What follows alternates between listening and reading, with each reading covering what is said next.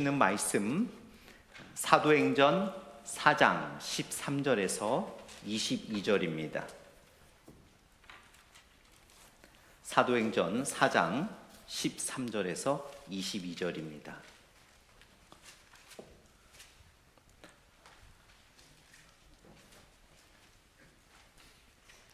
사도행전 4장 13절에서 22절까지 제가 13절을 읽고 여러분들이 14절을 읽으시면서 교독하도록 하겠습니다. 제가 먼저 13절 읽겠습니다. 신약 193페이지 정도가 될 것 같습니다.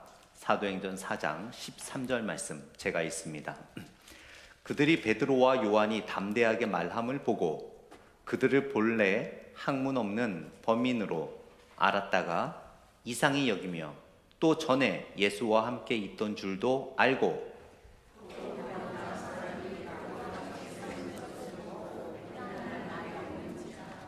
명하여 공회에서 나가라 하고 서로 의논하여 이르되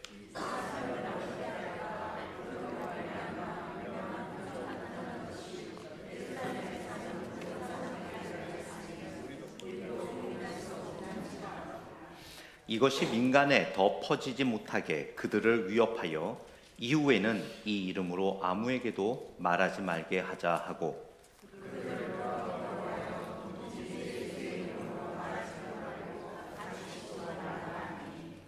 베드로와 요한이 대답하여 이르되 하나님 앞에서 너희의 말을 듣는 것이 하나님의 말씀을 듣는 것보다 옳은가 판단하라. 관리들이 백성들 때문에 그들을 어떻게 처벌할지 방법을 찾지 못하고 다시 위협하여 놓아주었으니 이는 모든 사람이 그된 일을 보고 하나님께 영광을 돌림이라. 이 표적으로 병 나은 사람은 40여 세나 되었더라. 아멘. 잠시 기도하겠습니다. 하나님 아버지 감사합니다. 부활주일을 우리가 기념하고 축하하고 감사하고 우리가 첫 번째 주일을 맞습니다. 부활의 은혜와 감격과 감사가 늘 우리와 함께하여 주옵소서. 예수님 이름으로 기도드렸습니다. 아멘.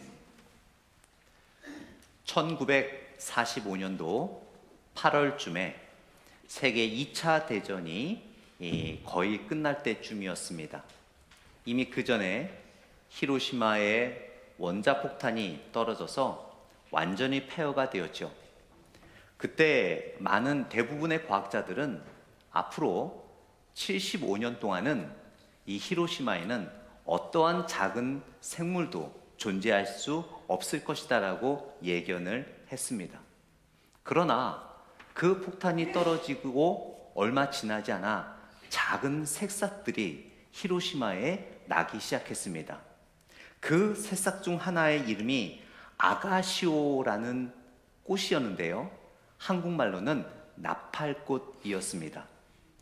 모든 것이 황폐화됐고 사람뿐만 아니라 모든 생물과 식물이 사라져간 그 지역에 이 나팔꽃 하나가 피기 시작했습니다. 이 나팔꽃을 의사 스스이 시게오라는 사람이 발견을 하고 이 스스이 시게오는 이 꽃을 보고 자신의 삶을 완전히 바꾸게 되었다라고 고백을 합니다. 그는 원폭 피해자들을 돕는 병원을 세우고 평화 운동가가 되었다고 합니다. 이전까지는 자신의 생존과 자신의 부와 자신의 건강만을 위해서 살아왔던 이 의사는 그 나팔꽃의 생존을 보고 이제는 나의 삶이 아니라 다른 사람의 삶을 위하여 살아야겠다라는 삶의 완전한 전환을 가져오게 되었던 것입니다. 피어난 그러한 꽃을 보고 죽음의 한가운데서도 생명은 계속되어지며 생명 하나가 너무나 소중하다는 것을 의사는 그제서야 깨닫게 되었던 것이죠.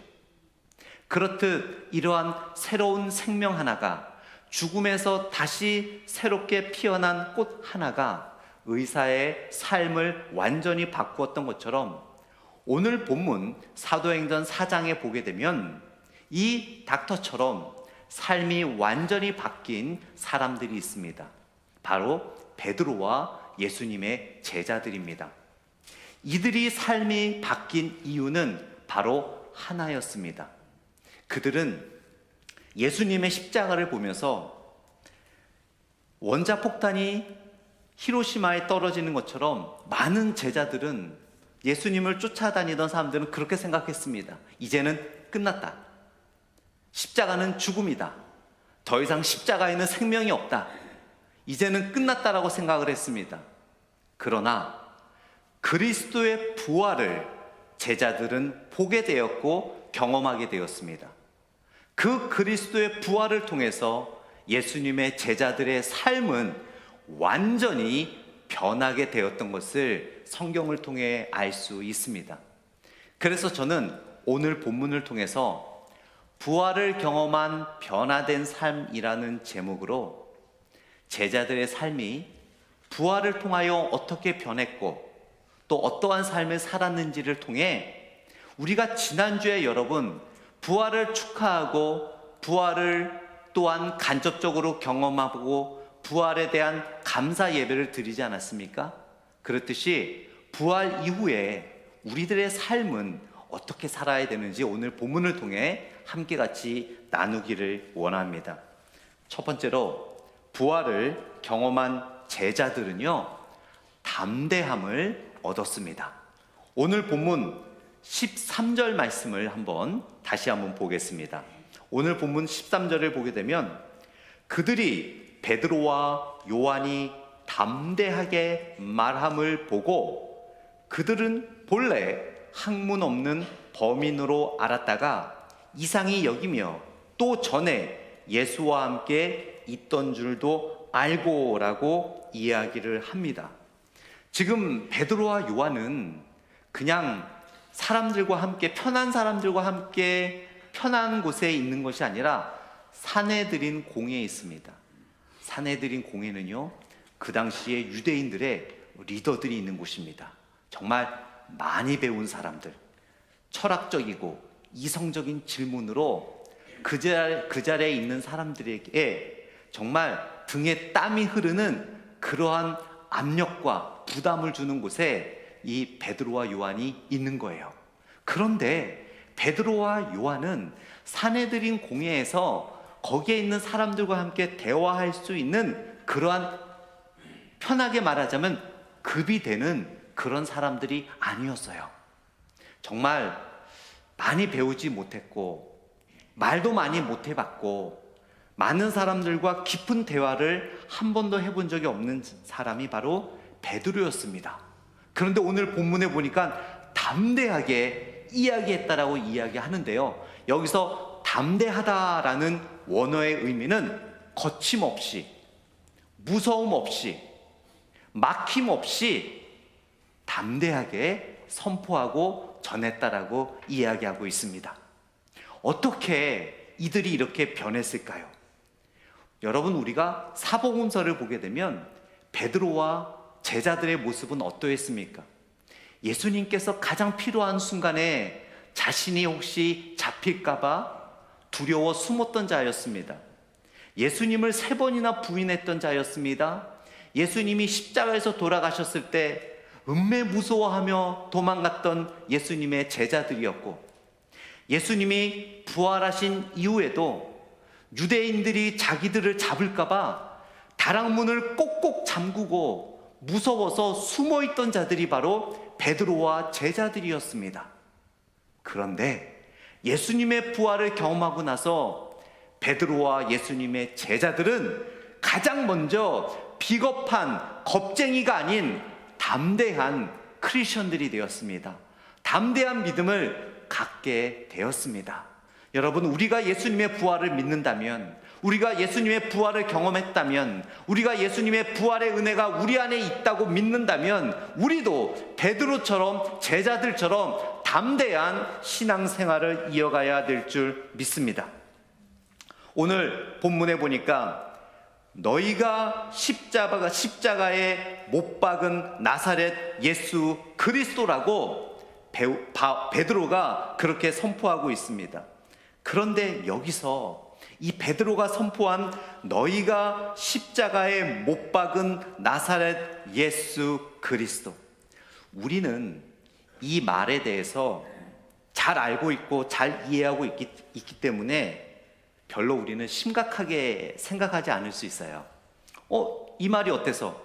맞는 말인데. 그런데요, 여러분, 베드로가 한 이 말, 너희가 십자가에 못 박은 나사렛 예수 그리스도. 와, 이 문장은요, 여러분, 사내들이 공회에 있는 그 유대인들이 절대 듣고 싶지 않은 답변을 하나하나 꼬집어서 분명하게 선포하고 있는 거예요. 그들은요, 그들이 예수님을 십자가에 못 박았다라는 것에 대해서 좀 숨기고 싶었어요. 자신들하고는 관계가 없다고 생각하고 싶었습니다. 우리하고는 상관이 없어. 유대인들이 박은 거지 우리하고는 상관이 없어. 그러나 베드로가 뭐라고 합니까? 너희들, 당신들, 비록 몇 명의 군사들이 못을 잡고 망치로 못 박았지만 그들만이 못 박은 것이 아니라 바로 너희들이, 회개하지 않은 너희들이 바로 못 박은. 분명하게 베드로는 담대하게 지적하는 거예요. 당신들이. 그러면서 십자가에 못 박은 나사렛 예수 그리스도라고 분명하게 밝힙니다. 사실 베드로가요, 우리의 스승이라고 해도 끝나요. 더 이상 얘기 안 해도 돼요. 아니면 지저스라는 한마디만 해도 다 돼요. 아니면 그리스도라는 말만 해도 다 됩니다. 그러나 베드로는 자기 자신이 책짓지 맞고 다시 감옥에 갇히고 목숨을 잃는다 하더라도 하나님께서 그들에게 보여준, 그리스도를 통하여서 보여준 진리를 하나하나 선포했던 담대함을 우리는 보게 됩니다. 성경에는 몇몇 또 유명한, 우리가 잘 알고 있는 담대했던 우리의 믿음의 선배들이 있죠. 여러분이 잘 아시는 다윗, 그 골리앗 앞에서 여호와 하나님의 이름으로 내가 너를 죽이리라. 또한 여호수아와 갈렙, 나머지 10명의 정탐꾼들은 그 웅장한, 또 위대하고 너무나 화려한, 또 용감한 그러한 가나안의 군사들을 보고 우리는 갈 수 없어라고 했지만 여호수아와 갈렙은 우리는 갈 수 있습니다라는 담대한 고백을 하게 됐죠. 또한 다니엘의 세 친구인 사드락, 메삭, 아벳느고, 믿음을 끝까지 지킴으로 인해 풀무불에서 하나님의 은혜로 믿음을 지킬 수 있었습니다. 에스더는 에스더서 4장 16절에 보게 되면 내가 죽으면 죽으리다 라는 유명한 말과 함께 담대한 믿음을 보여주었던 여인이었죠. 또한 엘리야 선지자는 바알 선지자들과의 대결에서 혼자서 바알 선지자들 450명을 믿음으로 이겨낸 담대한 믿음을 우리들에게 보여주었습니다. 여러분, 우리가 부활주의를 축하했다면, 우리가 그리스도의 부활을 믿는다면, 그 부활의 은혜가 우리 안에 있다면, 예수 그리스도의 부활의 그 피가 우리의 생명을 유지해 준다고 믿는다면, 우리도 베드로와 제자들처럼, 또 성경에 보여주는 믿음의 선배들처럼 담대한 믿음을 가져야 될 줄 믿습니다. 그러면 여러분, 그런 생각을 하지 않으세요? 글쎄, 담대한 믿음이 필요할까? 이방 나라들처럼 총칼을 들고 우리들을 공격하는 사람도 없고, 예수님을 믿는다고 해서 우리가 감옥에 잡혀가는 일도 없고, 베드로처럼 코르트에, 법정에 끌려가서 너 왜 예수님을 믿냐, 교회 다니냐고 추궁하는 사람도 없고, 과연 이 시대에 우리가 신약 성경이나 구약 성경처럼 담대한 믿음을 가져야 되는 그런 필요성이 있을까라고 우리는 의구심을 가질 수도 있습니다. 그러나 여러분, 지금도 보이지 않는 방법으로 사탄은 우리들의 믿음을 자꾸 연약하게 만듭니다. 세상과 타협하게 만듭니다. 문화가 그렇습니다. 여러 가지 환경이 그렇습니다. 또 여러분, 우리가 개인적으로 삶을 살아갈 때 두려움을 느끼고 갈등을 느끼고 또 관계의 어려움을 느낄 때 우리는 자꾸 믿음을 버리고 싶어하는, 교회를 조금 멀리하고 싶어하는, 하나님의 말씀을 멀리하고 싶어하는, 또한 어떤 사회적 관계 속에서 내가 크리스찬임을 담대하게 드러내기가 좀 곤란하고 어려운 상황들을 우리는 겪을 수가 있습니다. 그때 바로 베드로와 같은, 다니엘과 그 세 친구와 같은, 엘리야와 같은, 또한 에스더와 같은 그런 담대함이 우리들에게 필요하게 될 줄 믿습니다. 여호수아서 1장 9절 말씀에 하나님은 이렇게 우리에게 선포하십니다. 내가 내게 명령한 것이 아니냐? 강하고 담대하라. 두려워하지 말며 놀라지 말라. 내가 어디로 가든지 내 하나님 여호와가 너와 함께 하느니라. 신명기 31장 6절 말씀에 너희는 강하고 담대하라. 그들을 두려워하지 말라. 그들 앞에서 떨지 말라. 이는 내 하나님 여호와 그가 너와 함께 가시며 결코 너를 떠나지 아니하시며 버리지 아니하실 것입니다. 여러분, 담대함은요, 누가 주는 게 아닙니다. 하나님께서는 여러분이 결정하기를 원하시는 거예요. 여러분이 담대하기로 결정하면 이 수많은 성경의 말씀의 약속처럼 하나님께서 여러분을 담대하게 해 주십니다. 하나님이 나에게 어떻게 해 주시겠지? 기다리지 마십시오. 성령님이 어떻게 해 주시겠지? 기다리지 마십시오.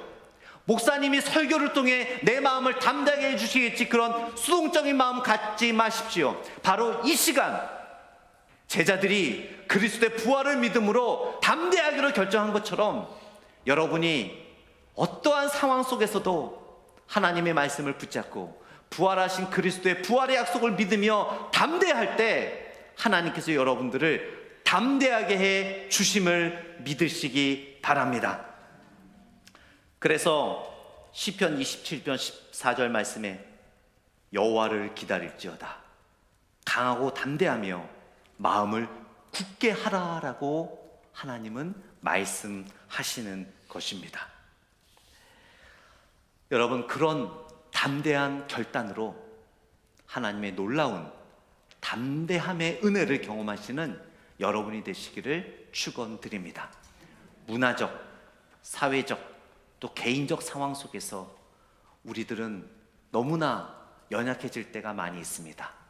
그러나 부활의 그리스도를 믿는다면 우리는 담대함으로 나아가야 될 줄 믿습니다. 두 번째로 오늘 본문을 통해 부활을 경험한 제자들이 변화된 모습은 두 번째로 하나님의 말씀을 소중하게 여기게 되었다라는 거예요. 오늘 본문 18절과 19절 말씀을 한번 보겠습니다. 18절과 19절 말씀 제가 읽습니다. 그들을 불러 경고하여 도무지 예수의 이름으로 말하지도 말고 가르치지도 말라 하니 베드로와 요한이 대답하여 이르되 하나님 앞에서 너희의 말을 듣는 것이 하나님의 말씀을 듣는 것보다 옳은가 판단하라. 저는 이 말씀을 묵상하면서 와, 이게 베드로가 하는 말이 맞나? 성경을 몇 편이나 봤어요. 또 여러 가지 그 관계된 책도 많이 봤습니다. 베드로 같지가 않은 거예요. 어떻게 베드로가 이런 말을 할 수가 있을까? 예수님께서 그렇게 말씀했음에도 불구하고 예수님의 말씀을 소중하게 여기기보다는 자기의 감정과 즉흥적인 판단과 자기의 경험을 우선시했던 베드로인데 이 산헤드린 공회에서 하는 말을 보세요. 그들을 불러 경고하여 말하지 않습니까? 도무지 예수의 이름으로 말하지도 말고 가르치지도 말라. 여기서 도무지라는 것은 at all, never, 절대로 단 한마디도 예수가 가르친 것을 말하면 안 돼. 예수라는 이름은 언급도 하지 마. 그리스도라는 이름은 언급도 하지 마. 한 번만 더 하면 너희들은 예수가 맞은 채찍질처럼 채찍을 맞고 감옥에 가고 너희들도 십자가에 못 박혀 죽을 수도 있어. 절대로 예수가 가르치는 가르침은 하면 안 돼 라고 이야기를 하는 거예요. 성경에 보면 되게 점잖지 않습니까? 18절에 그들을 불러 경고하여 도무지 예수의 이름으로 말하지도 말고 가르치지도 말라. 되게 선비가 이야기하는 것 같잖아요. 그런데 원래 원어의 뉘앙스는 그게 아니에요. 절대 말하면 안 돼. 한마디라도 예수가 가르친 것을 말하면 너희들은 예수가 맞은 책찍질 맞고 감옥에 갇혀라는 엄청난 협박이 이 원어의 문장 속에 들어가 있습니다. 그런 상황 속에서 베드로가 어떻게 대답했어요? 19절을 다시 보게 되면 베드로와 요한이 대답하여 이르되 하나님 앞에서 너희의 말을 듣는 것이 하나님의 말씀을 듣는 것보다 옳은가 판단하라. 이게 무슨 뜻입니까? 이거를 풀이해드리자면 이렇게 얘기하는 거예요. 너희들이 아무리 그렇게 이야기해도 우리는 하나님의 말씀을 따를 거야. 전에는 내가 예수님이 가르쳐 주신 말씀이 있고 예수님이 보여주신 능력도 있지만 때로는 내가 전에는 겁이 나고 무서우면 숨기도 하고 도망가기도 하고 예수님의 가르침은 이거지만 내 생각과 내 판단이 달랐으면 그때는 어느 정도 내 생각과 내 판단을 따랐지만 지금은 아니야. 그리스도의 부활을 내가 눈으로 보았고 만졌고 경험했기 때문에 어떤 일이 있어도 나는 하나님의 말씀을 가장 소중하게 여길 거야. 예수님의 가르침을 가장 소중하게 여길 거야. 너희들이 나를 채찍질하고 나를 십자가에 못 박고 우리의 가정을 어떻게 하고 나의 재산을 몰수한다 하더라도 나는 하나님의 말씀을 가장 소중하게 여길 거야 라는 고백이에요. 우리가 이 자리에 있는 이유 그리스도의 부활을 믿기 때문 아니겠습니까? 그렇다면 여러분, 우리는 누구의 말을 가장 소중하게 여겨야 할까요? 누구의 기준을 가장 소중하게 여겨야 할까요? 누구의 경험을 가장 소중하게 여겨야 할까요? 누구의 지식을 가장 소중하게 여겨야 할까요? 누구의 가르침을 가장 소중하게 여겨야 할까요? 누구의 고백을 가장 소중하게 여겨야 할까요? 바로 예수 그리스도입니다. 하나님의 말씀입니다. 우리는 그리스도의 부활을 믿는다고 하지만 때로는 하나님의 말씀보다는 나의 경험, 가장 친한 사람의 의견, 주위의 문화, 사회, 환경에 우리는 하나님의 말씀을 내어놓을 때가 많이 있는 것 같습니다. 그러나 그리스도의 부활을 믿는다면 베드로와 같은 제자들처럼 어떤 일이 있어도 친구가 나를 버린다 하더라도 나에게 물질적 손해가 있다 하더라도 내가 직장에서 또 비즈니스에서 학교에서 사회생활 속에서 내가 불이익을 당한다 하더라도 우리는 하나님의 말씀을 붙잡고 그리스도의 말씀을 붙잡고 가장 소중하게 여겨야 될 줄 믿습니다.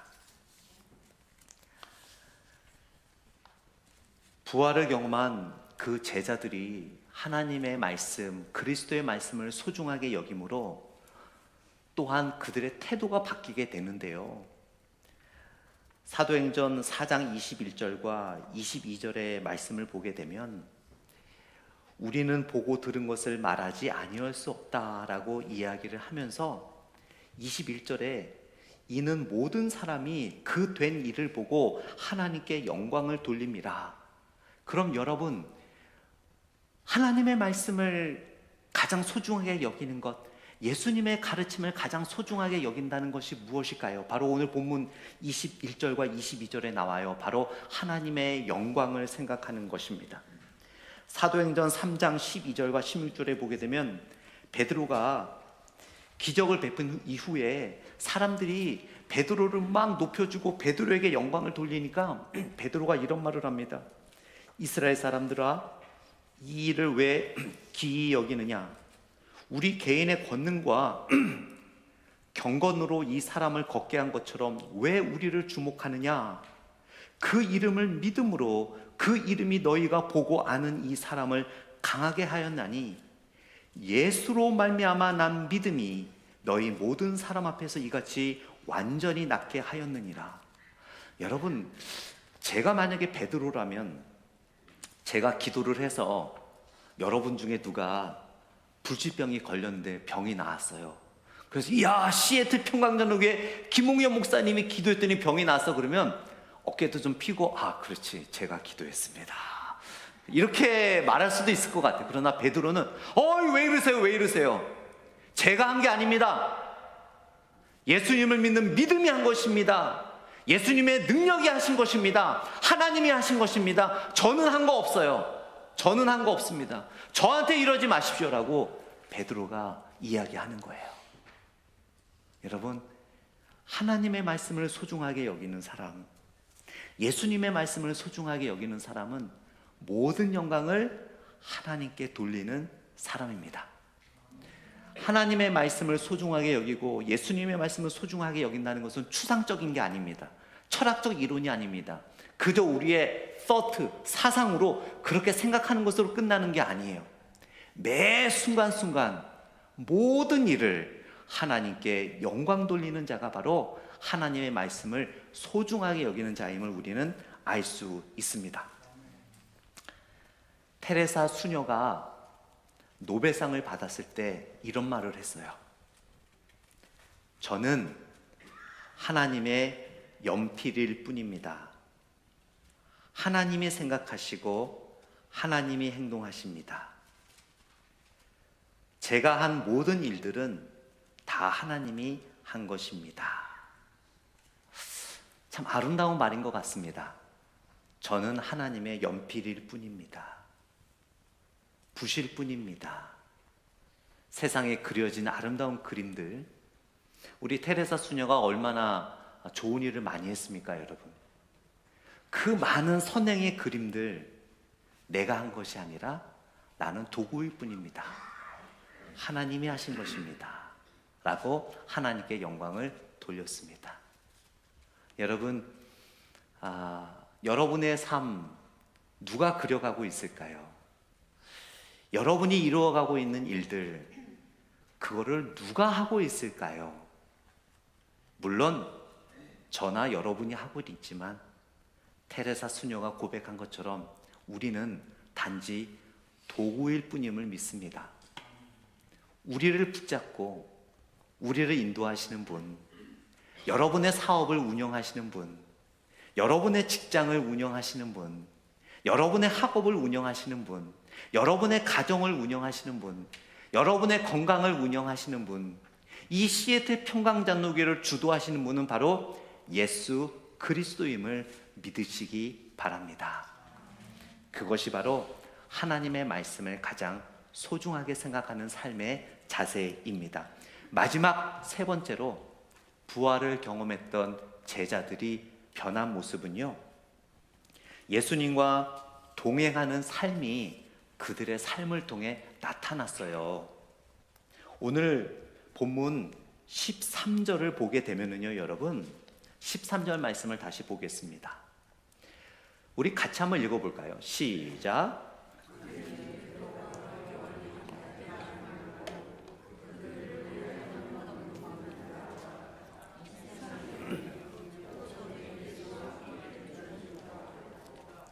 이것을 원어로 연구를 해본 되게 재밌어요. 이 문장이. 이 문장을 다시 보게 되면 그들이 베드로와 요한이 담대하게 말을 보고 그들이 본래 학문 없는 범인으로 알았다가 이렇게 말할 수 있는 지혜가 있는 사람들이 아니라고 이해를 하고 있고요. 그러면서 이상히 여기며 또 전에 예수와 함께 있던 줄도 알고, 여기서 그 사내들인 공회에 있는 사람들은요, 이 베드로와 요한이 너무나 말을 잘하니까 어떻게 표현을 했냐면 예수님과 함께 있었던 사람들이라고 과거형으로 표현을 했어요. 그러나 이들이 과거형으로 표현한 이유가 있습니다.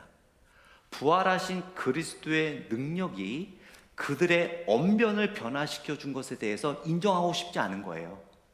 원래 그들은 어떻게 말을 해야 되냐면 그리스도와 함께 있는 자들이라고 표현을 해야 되는데, 함께 있었던 자들. 왜냐하면 그들은 살아있는 그리스도를 부정하니까. 분명히 베드로와 요한의 말이나 행동을 봐서는 분명히 예수님이 살아서 있는 것 같아요. 그러나 그들은 인정하고 싶지 않은 거예요. 부정하고 싶은 거예요. 그래서 어떻게 이야기를 했냐면 그리스도와 함께 과거에 함께 있었던 자들, 과거에 예수님의 말이나 언변이나 지식을 배웠던 사람들, 그거를 지금 하는 거겠지라고 현재 부활하신 그리스도께서 그들에게 능력을 주시는 것을 억지로 부정하고 있어요.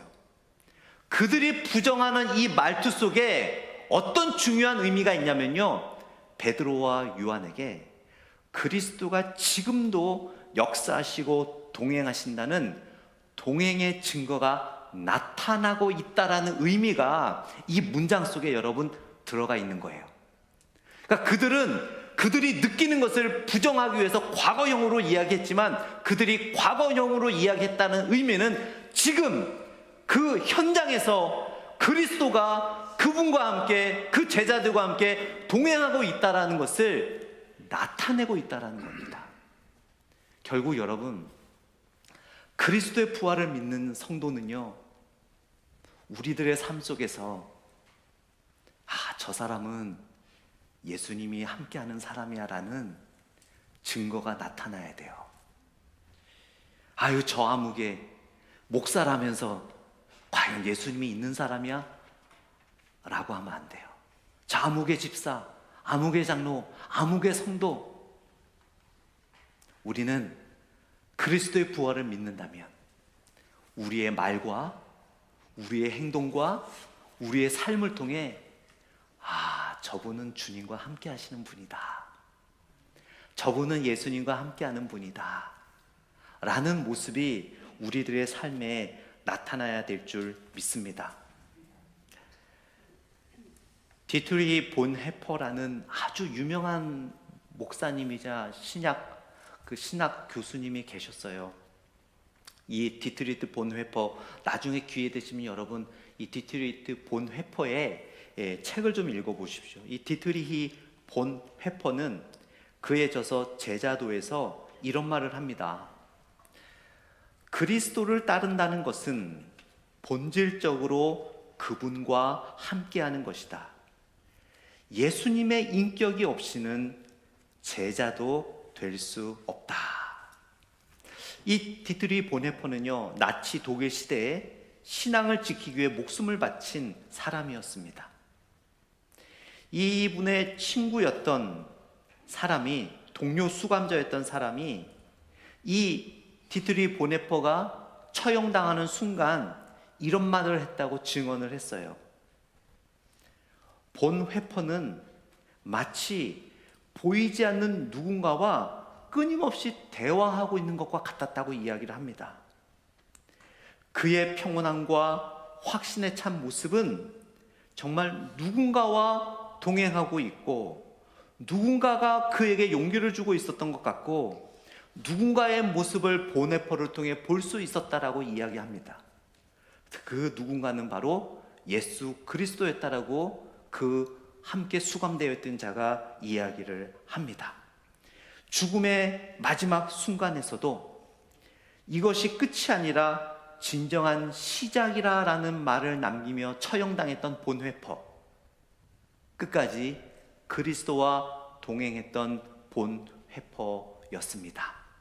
말씀을 맺도록 하겠습니다. 여러분, 우리는 매년 부활절을 축하합니다. 우리는 또 2026년도도 부활절을 통해 기뻐하며 예배를 드릴 것입니다.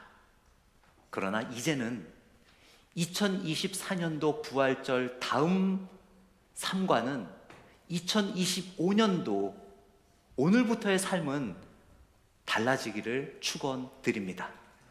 부활을 경험한 제자들처럼 믿음의 담대함을 가지고 살아가십시오.